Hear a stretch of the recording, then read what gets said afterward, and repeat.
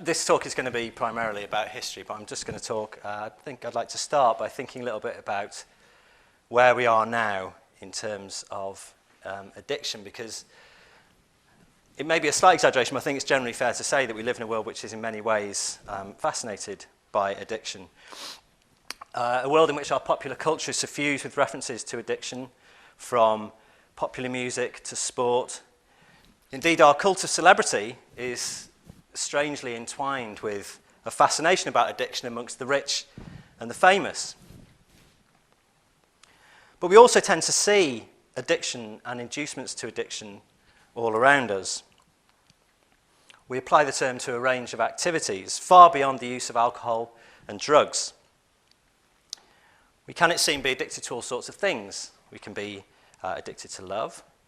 We can be addicted to unhappiness and to pain. But in what is, I think, a measure of the concept's ubiquity, we also use the term a lot more light-heartedly. Are any of you a shopaholic? Or any of you a chocoholic? Or any of you a Harry Potterholic? Who knows? We could be any number of these things at the same time. We also tend to theorize a lot about the roots and the sources of addiction. Do they lie in our childhood, in the substances we consume? Do they lie in the things we do? Do they lie in our brains, as an increasingly influential biomedical orthodoxy, particularly in the States, tends to argue? And what is an addict, anyway? Can we stop being addicts? Do we recover? Or are we, or addicts, always in recovery? I don't mean we as in me, generally. And what are the stories that addicts tell? And why do those stories so often follow a similar trajectory, from experimentation to compulsion and desperation, and ultimately to either death or redemption? And is that really the way things are? Is all addiction the same? Or is it a name that we give to an array of activities that share some common features but are different and subject to pathways that can't be narrowed down into familiar tales of decline and recovery? It's said, possibly apocryphally, that the poet Dylan Thomas once remarked, an alcoholic is someone you don't like who drinks as much as you do. He may not have said it. In fact, whether or not he said it is actually illustrative, I think, to an extent of the way in which myths around alcohol and addiction circulate in our culture. And Dylan Thomas was certainly an early 20th century example of the kind of weirdly tragic and heroic drunken poet, of which there were many 19th century examples as well, of course. He also had a sharp tongue and a difficult relationship with alcohol. But is there a kernel of truth in the claim that addiction lies in the eye of the beholder, rather than existing as some platonic form of which every individual addict is simply a manifestation? Oops, shouldn't have gone on to there yet, but there you go, I'll stick with it. Well, I'm sorry to say I'm not going to answer any of those questions today, so my apologies. If anyone wants to leave now, they're welcome to do so. They're far bigger questions than I can resolve, and we'll no doubt keep debating them for a long time yet. Instead, what I'd like to do is take you on something of a whirlwind, and I mean whirlwind, a tour of the emergence, or as one famous historical study put it, the discovery of addiction in modern Western culture. That is, I want to take us back to a time when the idea of addiction as we know it first began to emerge. An era, which is quite hard to imagine today, when addiction, addicts, and addictive thinking weren't really any part of the cultural fabric. Now, just to be clear, I don't mean that the behaviours we describe under the term addiction today didn't exist beyond the starting point of this talk, which is going to be roughly the late 17th century. Nor do I mean that compulsive forms of consumption and behaviour are unique attributes of what we might loosely call modernity, although there are people who have argued as much that the proliferation of addictions, as we could describe it, is somehow a kind of characteristic of modern life. There are people who have argued that. I'm not going to argue that, although we can maybe discuss it afterwards. Instead, I'm just going to look at some of the ways in which our understanding, response to, and representations of those behaviours are distinct, and have a story that can be traced and situated in some specific historical and cultural contexts. As I say, it's going to be very partial because this is a real whirlwind scan across some aspects of this question. Okay, so when historians, and believe it or not, there are alcohol historians and addiction historians. There is well, it's not a discipline as such, but there are people who work in that field. And a lot of what I'm going to say today is bringing together what others have argued. But when historians trace the emergence of addiction, there's one overarching thing that very often tends to appear. That's when this slide was meant to appear.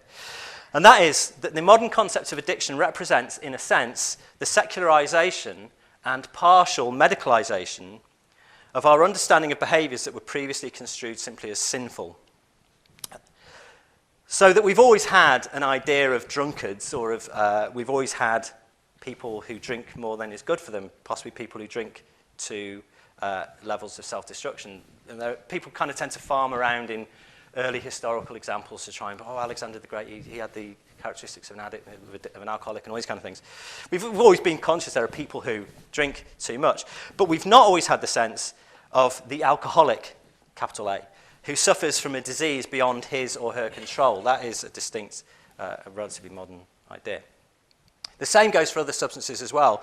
Although alcohol is, without doubt, the substance around which these ideas first crystallized.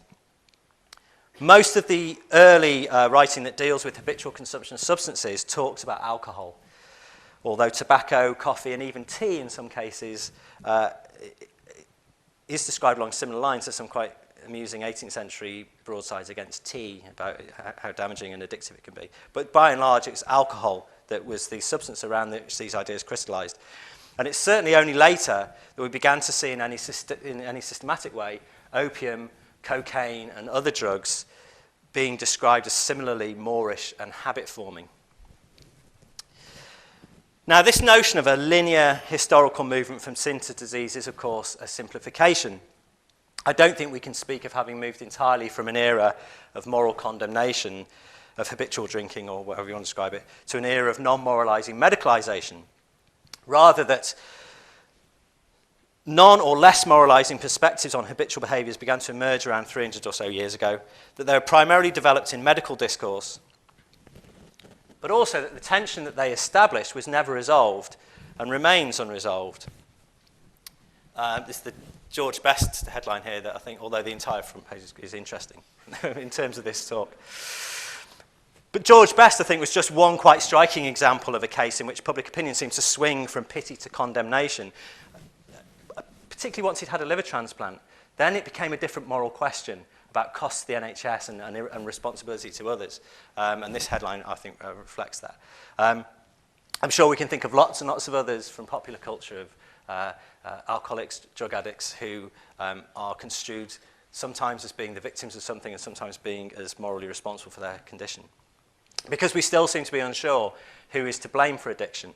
Is it the addict? Is it the substance? Is it some kind of a disease? Or is it something else? And that use of the term, the addict, raises another important issue. What does it mean to be an addict? And is the condition of being an addict one which supersedes that of being a rational, morally responsible individual? And how can we answer that, and how come that's become the question that it's become? Well, with the caveat that I now know there's an eminent linguist in the room, I'm going to hazard this next slide, with my apologies. The historical development of the word addict, or the usage of the word addict, is interesting here, I think. The word addict has its etymological roots in the Latin verb addicere, is that how you pronounce it, I presume? Meaning to assign. I'm not a Latin speaker, I'm not a Latin scholar, so I'm not going to pursue the classical line any further here. Other people can do that. What we do know is that in early modern English writing, to addict was generally an active verb. It was, albeit a rather peculiar one, implying a voluntary loss of liberty. So this is a representative example from Samuel Johnson's dictionary of 1756, where he says, to addict, to devote, dedicate in a good sense, which is rarely used even by then. It is commonly taken in a bad sense as he addicted himself to vice. So this idea that you addicted yourself to spirituous liquors or to vice or to whatever else it may be was the general usage of the word, certainly in the 17th and 18th centuries. From the 18th and into the 19th century particularly, we start to see the word being used more commonly in a kind of passive way, in which individuals become addicted to substances. Now, that kind of shift in usage shifts the agency around the meaning of the word addiction from the subject you become addicted to towards the substance or the activity. you addict yourself to, towards a substance activity where you become addicted to these things. So that we have the idea that an individual could willy-nilly become addicted to the influence of an external agent. And that's quite an interesting shift. But even more interesting, I think, is from the early 20th century, we start to see the word used as a noun, as in, he became an addict. And the first use of the phrase drug addict, for example, in the Times, is from 1920. It appears in the British Medical Journal a few years earlier, but not before that, really. Certainly from around 1920 onwards, the word addict as a kind of noun describing people as an addict, a drug addict, or an opium addict, or an alcohol addict, starts to be used widely, but it's quite a late development. Although I should point out that the noun, other nouns did appear earlier. So the word alcoholic appeared much earlier in the 1840s, as I'll mention later, and was supplemented by other nouns such as dipsomaniac and inebriate. So the nounification of these behaviours is more complicated, but I just think there's an interesting trend in terms of the particular word addict. Now, the point about this is that in becoming a kind of noun in this way, we see the development of the notion that to be an addict is an all-encompassing state of being. It's not just a description of certain behaviours.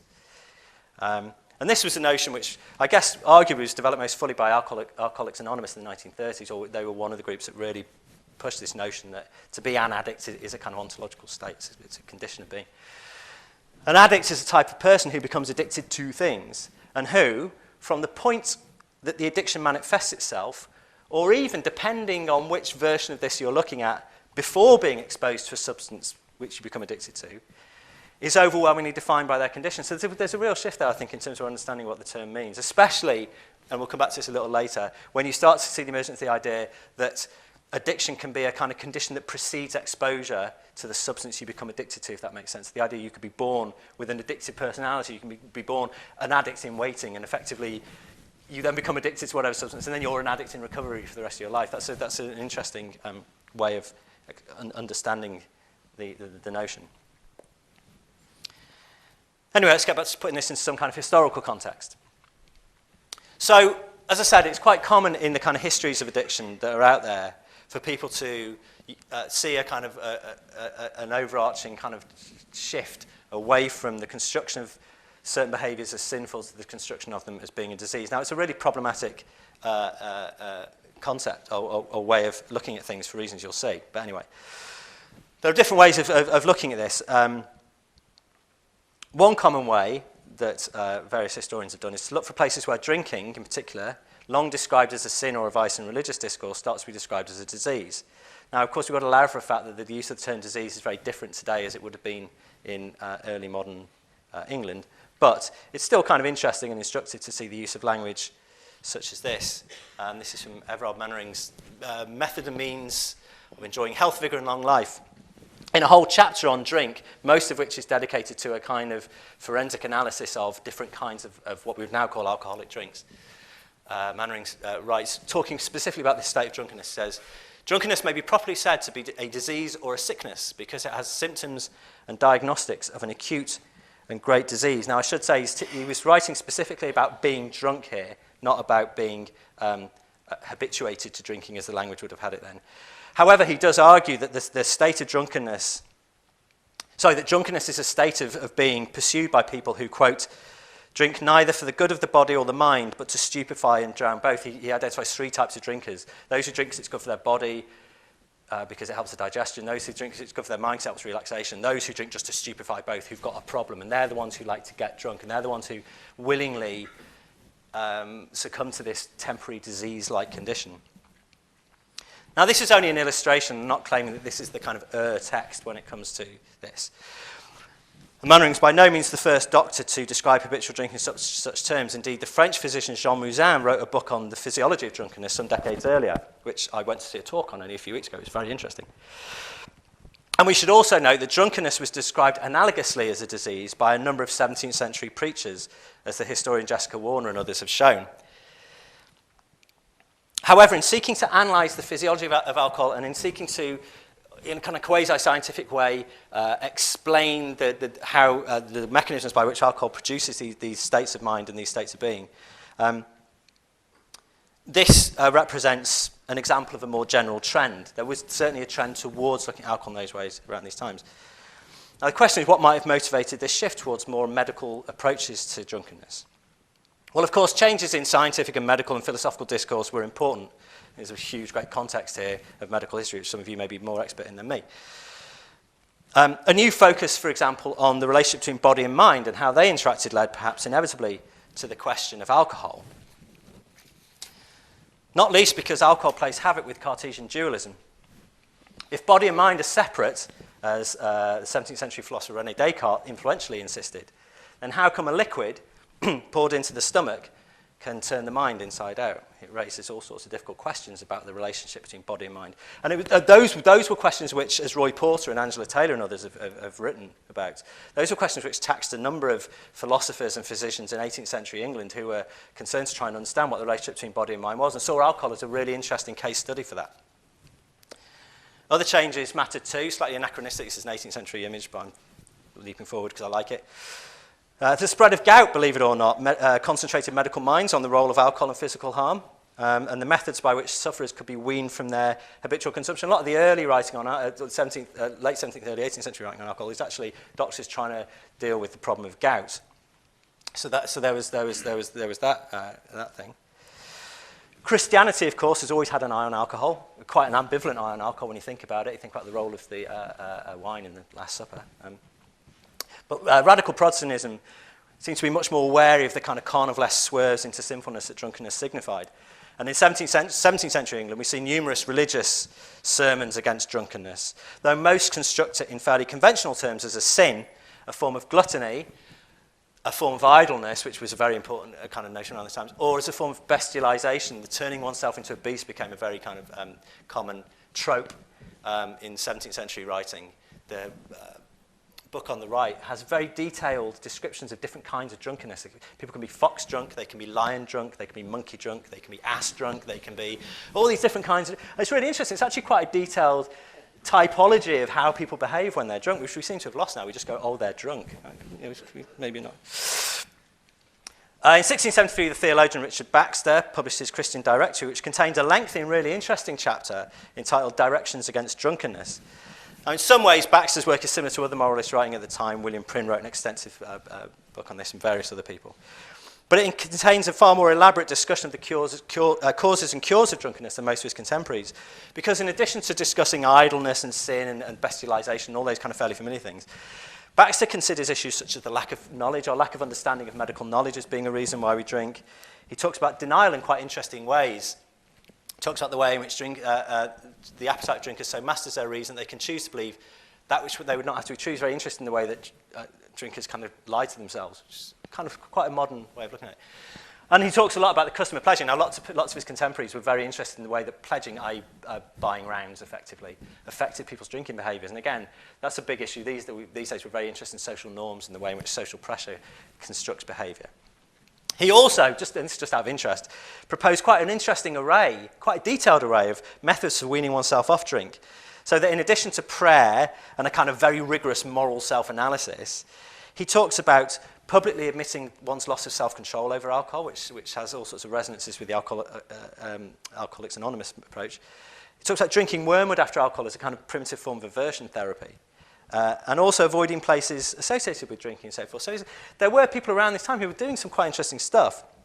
Now, Baxter ultimately construes habitual drinking as a sin, but his work is a striking example, I think, of how even by this period, even religious writers were starting to try and penetrate the mind and the soul of habitual drinkers in ways that we didn't really see prior to that. So there's a trend from a religious side, there's a trend from a kind of medical developments and philosophical development side. And there's also a kind of social trends thing as well. Of course, drinking, as society became more urbanised and kind of primitively industrialised, drinking became more widespread or more visible in many ways and raised all sorts of concerns about public drinking. So the 17th century sees a lot of legislation targeted towards alehouses, for example, because they were seen as kind of places of sedition.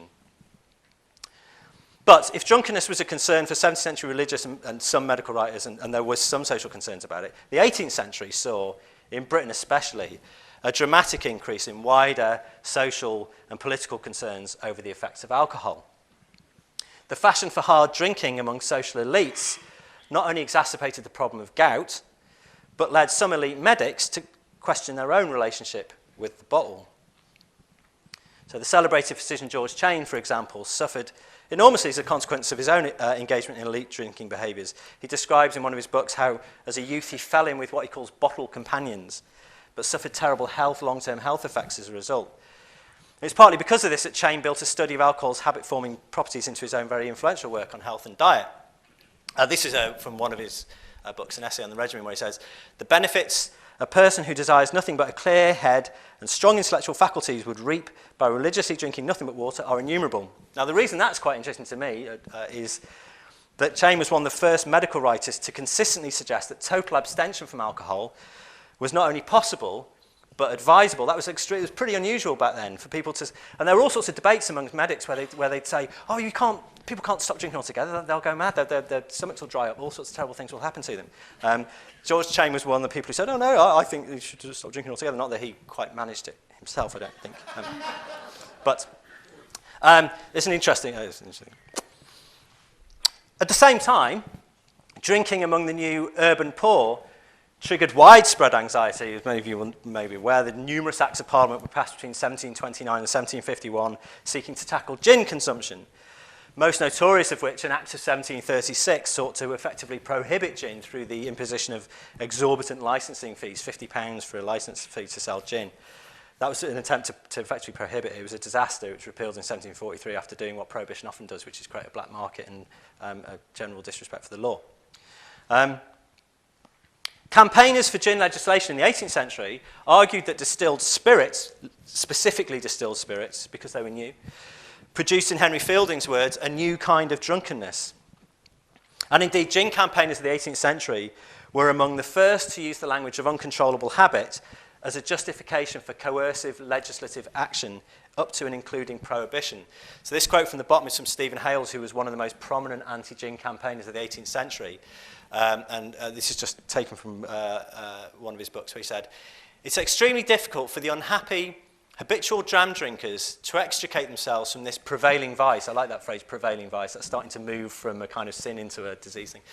So anyway, as it's extremely difficult, so much more it becomes the duty of the governors of nations to withhold from them so irresistible a temptation. So the argument here is, because this particular substance can create habit, then it's the role of the state to step in to outlaw that substance. And that is a relatively new development then, and it's been an extremely influential development subsequently in our culture and in our world.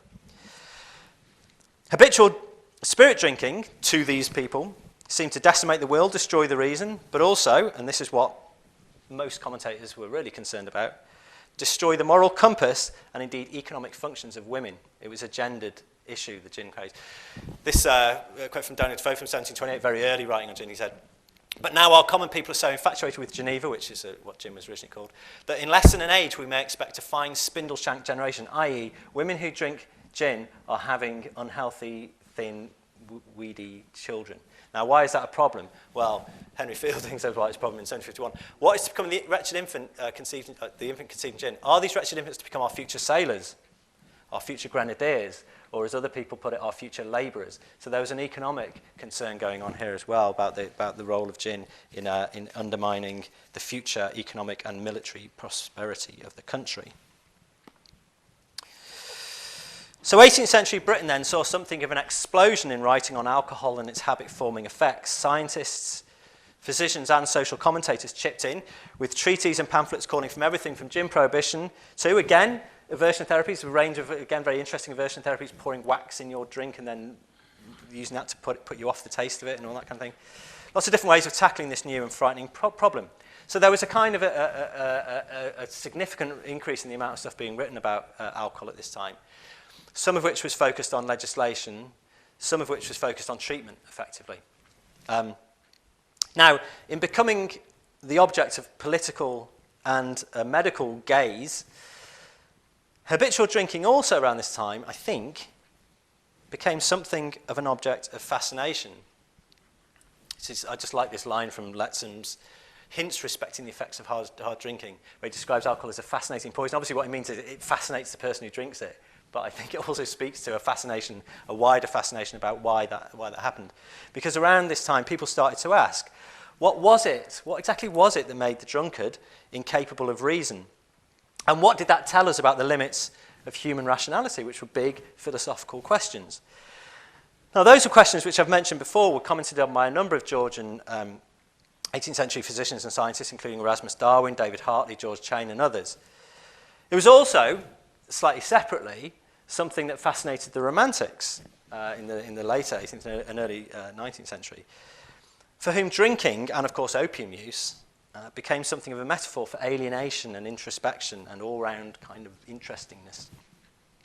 It's worth noting here that Thomas de Quincey's seminal book, Confessions of an English Opium Eater from 1821, was published some 7 years after Charles Lamb, the essayist Charles Lamb, wrote a witheringly biographical essay entitled Confessions of a Drunkard, which explored many of these issues. What is it that makes a drunkard different to everybody else? Why are they different? How do they become different? What is it that makes them so interesting? And it wasn't just the Romantics and forward-looking physicians who found drunkenness and habitual drinking fascinating. Writing in 1774, the popular moralist Edward Harwood wrote, "The sober person knows nothing of the perturbation, tumult, and darkness of an intemperate man's soul, and is a stranger to those craving, impetuous, and ungovernable passions that tyrannize over him. He is the victim of an infernal spark, of which is absolutely inextinguishable." So the drunkard then was evolving from a figure of either ridicule or simple moral condemnation to a subject of philosophical fascination, medical speculation, and also legislative action. In America, in 1784, the Surgeon General, Dr. Benjamin Rush, weighed in with a pamphlet of his own, an inquiry into the effects of spirituous liquors upon the human body, which has often, quite wrongly in my view, been described as the first depiction of addiction in modern terms, quite wrongly for the reasons that you will have seen. In reality, Rush's pamphlet was both derivative and rather confused, and it was influenced by among others, William Cadogan, especially his work on gout. However, the moral thermometer, which Rush introduced in his study, was an original and rather wonderful, I think, contribution to the debate. It shows quite graphically how Rush struggled to tease apart the moral and the medical where habitual drinking was concerned. It's a shame I haven't got time to kind of dwell on this a bit longer, but it has this kind of wonderful measure from temperance, drinking spring water that brings you health and riches, down to port or ale, when used only at meals, okay, not too bad, down to liquors, toddy, grog, mint juleps, bitters and cocktails taken in the morning throughout the day and kept up till night, leading right down to suicide, death, and the gallows. So, been warned. Habitual drinking was a sin, but it was a sin that could be calibrated on a scientific scale. 20 years after Rush published his pamphlet, the British Navy surgeon Thomas Chaucer produced a much lengthier and considerably more complex study of habitual drinking. And again, this quote is interesting because, again, it's similar kind of language. "In medical language, I consider drunkenness to be, strictly speaking, a disease." He wrote, "The habit of drunkenness is a disease of the mind produced by a remote cause." It's starting to really kind of narrow down what's going on here.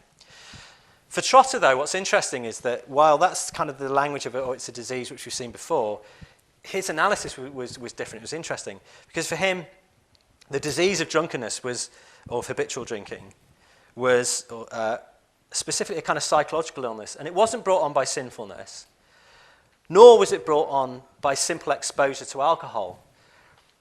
But rather it was triggered by exposure to alcohol in the context of a kind of emotional malaise whose roots could lie in loss of self-esteem, in aging, in anxiety, or in any number of other factors. So Trotter's proposed treatment for this, then, was not simple prayer or piety, nor simple abstention, nor was it the prohibition of alcohol or of any particular drinks. It was a kind of moral counselling in which treating the motivation to drink was at least as important as treating the act of drinking itself. So we're starting to see a move here away from simply condemning the drinker or trying to ban the drink to actually understanding what it is that causes people to want to drink and then causes them to rely on alcohol to keep themselves ticking over. As the 19th century progressed, medical writing on alcohol became more widespread. In Sweden, the physician Magnus Huss, there on your left, began to develop a distinctly medical model of alcoholism. It was Huss who coined the term alcoholismus in 1849. Huss was interesting because one of the things that he did was he distinguished between chronic and acute forms of alcoholism. He said there are people who, what we'd now say, describe as binge drink. He'd say there are people who can go without alcohol for long periods of time, but then when they do drink, they just drink loads and they lose control and all these kind of things. And there are other people who just drink steadily all the time and can't do without it, but possibly don't even ever get particularly drunk. So there's starting to be a kind of typology emerging there. Shortly afterwards in France, the physician Benedict Morel explored what he called dipsomania. He coined the term dipsomania, which he saw as a subset of monomania. The interesting thing about Morel was that he suggested the condition of dipsomania preceded exposure to alcohol. That is, it was a kind of a mental disease that was triggered rather than caused by the substance. So there we have what I think is one of these important shift points, where previously people had tried to explore, was it the physical properties of alcohol acting on the stomach, causing the nerves to vibrate, that create these particular kind of habituations, or was it a kind of psychological thing that caused these habituations? And what Morel started to say was, well, people have a pre-existing condition. All that alcohol does is it causes it to manifest itself. So alcohol is a kind of trigger rather than a cause, and that's quite an important shift as well.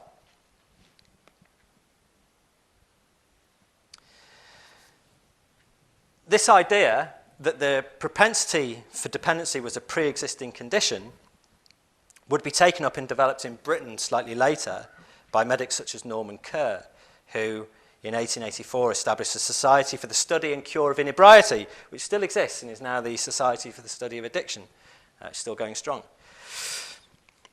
Kerr insisted that inebriety was, and this is a quote, this is Kerr's definition of what he called inebriety, and it's quite interesting. He said, it's a diseased state of the brain and nervous centres, so it's a physiological thing, characterised by an irresistible impulse to indulge in intoxicating liquors or other narcotics. It's quite unusual in linking alcohol use to opium use, particularly here. So an impulse to indulge in intoxicating liquors or other narcotics for the relief which these afford at any peril. So what we've got there is Kerr was trying to say, there is a condition. It's a disease, it's a physical disease. It's characterised by an irresistible craving for intoxication of whatever kind, but that craving is driven by a need to relieve, is for the relief of the craving rather than the desire to enjoy the intoxication itself. So there's quite a kind of detailed analysis going on there. However, Kerr, despite the fact that he was one of the leading proponents of what we might call the early disease model of addiction in 19th century Britain, struggled himself to pin down exactly how the disease of inebriety, as he described it, was distinct from the vices with which it was associated. So these quotes are from his inaugural address to the Society for the Study of Inebriety. And he begins it by saying, inebriety is a true disease. He was really kind of quite, he was certain about this, as unmistakably a disease as is gout, appropriately, or epilepsy, or insanity. So he's saying there's lots of different kinds of diseases. Inebriety is a disease like they are. But then during the course of his address, he starts to talk about the way in which inebriety can lead to criminal behaviour and the way that it can be understood as being a sin and the way it can be understood as being a form of vice. And he kind of gets this rather less certain conclusion where he says, in my humble opinion, it's sometimes all four, i.e. inebriety is sometimes a sin, sometimes a vice, sometimes crime and sometimes a disease. But oftener a disease than anything else. And even when anything else, generally a disease as well. So you can see he's moving kind of stepwise towards this pure disease notion of addiction. And also finding it difficult in himself to be unambivalent and unambiguous about the notion that addiction is a disease, precisely for the reason that around him were people saying, if you start to call this thing a disease, you remove the moral responsibility of the person involved, and we will not accept that. And Kerr really struggled with that issue. Having said that, Kerr's society was inevitably linked in many ways. It had formal and informal links with the wider Victorian temperance movement. This is a picture by George Cruikshank. I just really like the picture. But George Cruikshank was a real temperance advocate, those of you who know about Cruikshank, despite having been a big drinker in his youth. And him and Charles Dickens fell out really badly over alcohol. Cruikshank started going on about how terrible alcohol was, and Dickens got really upset about it and had a bit of a row about it. Now, so forget that. Kerr's society was linked to the Victorian temperance movement. Now, the Victorian temperance movement is another great interest of mine. And we tend to have quite a kind of simplistic view of the temperance movement being this rather kind of prudish, nannying group of kind of church-based people. It was much more diverse. It was a very diverse, very interesting, very wide-ranging movement. There was socialist temperance. There was Christian temperance, there was kind of forms of radical temperance. There were all sorts of different kinds of subgroups within temperance movement. The one thing, however, that most temperance campaigners agreed on, and they disagreed on most other things, but the one thing most of them did agree on, was the principle that alcohol was a drug that could cause or trigger or exacerbate addiction or habituation, however you want to term it. And in fact, it was on the precise grounds that alcohol could cause addiction or compulsion that prohibitionists, who came very close to being very successful in 19th century England, by the way, in case you may not realise that in 1892, when the Liberal Party came to power, it had local prohibition on its manifesto, as it was, the Newcastle programme. We came pretty close to having prohibition. In Scotland, of course, they did have local prohibition for a while. It was prohibitionist temperance organisers. Their key argument was that alcohol was a habit-forming substance. It wasn't like other commodities. Therefore, that justified state intervention to ban its sale. The same argument was being made by Stephen Hales during the gin craze. So this relationship between the idea of addiction and the politics of regulation is really important. But it was also on the grounds that alcohol had this mysterious capacity to create a condition which was disease-like, if not a disease in itself. It was on those grounds that medical authorities called for more concerted treatment of inebriates, alcoholics, dipsomaniacs, however they termed it. In 1858, so we're shifting back a little bit again here. In 1858, the Scottish physician Alexander Peddy published a study calling for the establishment of asylums, specifically for the treatment of drunkards. Peddy's idea for having what became known as inebriate asylums was based on his argument, well, I'll read it from here, that it's a deliberate injustice and inhumanity permitting a man to expose himself to the penalties of law when it has long been apparent that he has not the power to govern his own will and reason. So what Peddy was saying when he came up with this idea was he was saying, we have at the moment a situation where people are being sent to the courts and sent to prison for committing acts while drunk, when the reality is they are not able to control the fact that they are going to get drunk in the first place. They've lost their reason, they've lost their capacity to control their drinking.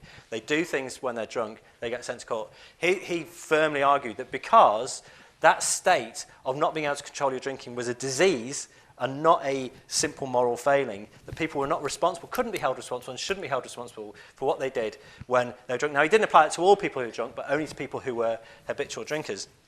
Now, this spoke to a bigger and wider and complex debate that was going on at the time around drunken culpability and around whether people should be, whether being drunk should be a mitigating or an aggravating factor when considering crimes. That still actually rolls around today in a number of countries, and Britain included. Anyway, so Peddy came up with this idea of creating asylums for committing, well, in some cases, committing people who committed crimes when they were drunk, and in other cases, allowing voluntary committal.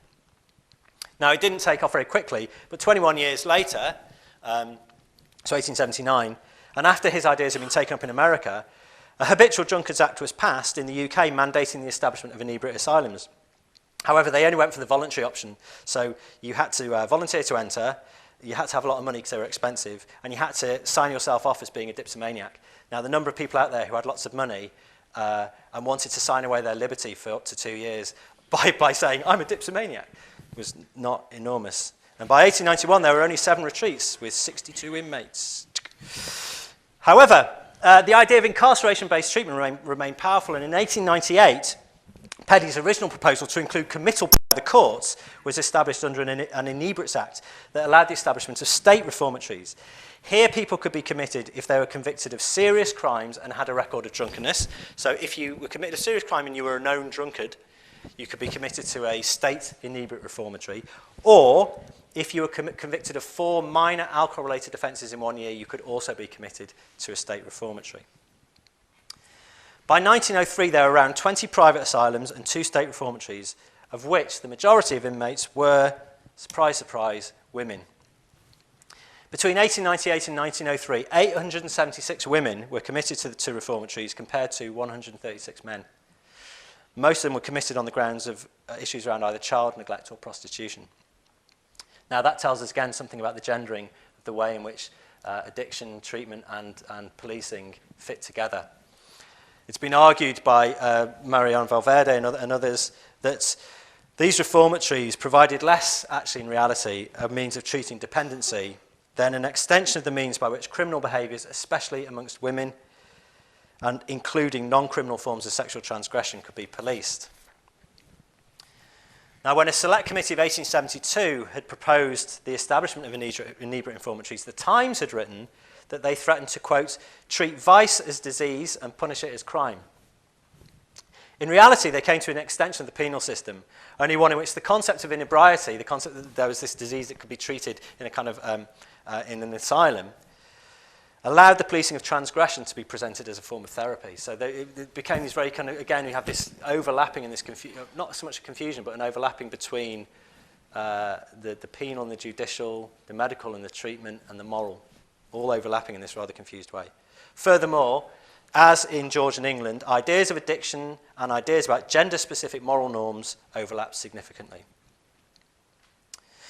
Now, the story of inebriate reformatory is fascinating. You could do a whole talk on it. I'm not going to, obviously.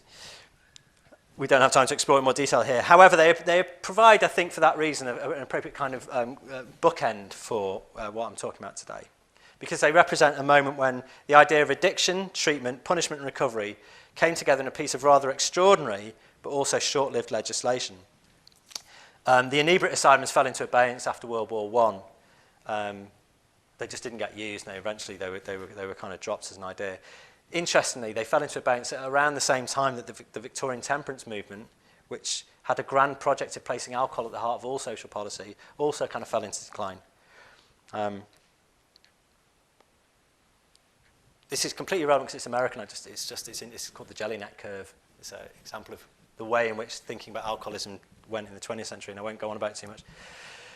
Other than to say, the 20th century saw a waning in both political concerns over alcohol, the kind of politics of alcohol, if I can say that, diminished in the mid-20th century. And that was not unrelated to the fact that alcohol consumption fell dramatically in Britain. I mean, really dramatically from around 1916 right through to the early 1960s. It did so in other countries as well. But that decline in consumption, that decline in political concerns about alcoholism was matched by a shift in thinking about addiction that drew it away from the broader social and political questions that had previously made the idea of addiction or alcoholism key to arguments for everything from prohibition to the creation of inebriate reformatories. For much of the 20th century, psychiatry dominated addiction discourse, which on the one hand intensified the subjection of addicts to specialist observation and treatment, and we can look at that as one particular development, but which also drew addiction away from the political gaze in quite the same way. It became much more an issue of individuals, people who were out there, they were addicts, they would be treated over here. There was no bigger political question to be answered, which was very different to the 19th century. Interestingly, more recently, certainly since the 1970s, and with increasing kind of influence, what's called the public health approach to alcohol problems has developed, which tries to break down that kind of sense that there's a great big difference between people who are addicts or alcoholics and people who have other forms of alcohol problems. And one of the kind of consequences of thinking that way, of saying, well, actually, alcohol harms exist on a continuum rather than being everyone's a moderate drinker apart from these few people over here.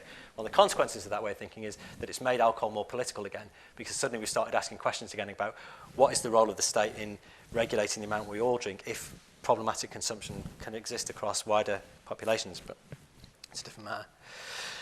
The definition and treatment of addiction in the 20th and 21st centuries, encompassing as it does a newer panoply of drugs, of course, but also an increasing array of non-substance related behaviours, isn't something I'm going to address because I'm out of time, but it's again a fascinating story of how certain behaviours come to be defined according to expert frameworks, but also how wider social concerns and obsessions and anxieties are expressed through the figure of the addict, a person who seems to exist both on the edges and at the heart of modern culture. We still haven't resolved the questions about addiction, as I said we wouldn't, and I've been true to my word on that. But the point of this talk, if anything really, has just been to try and illustrate how the history of the subject tells us as much about culture as it does about physiology or about psychology, and as much about the dynamics of social change and politics and power as it does about the mysterious capacity of humans to lose their ability to control the things they do. Thank you very much.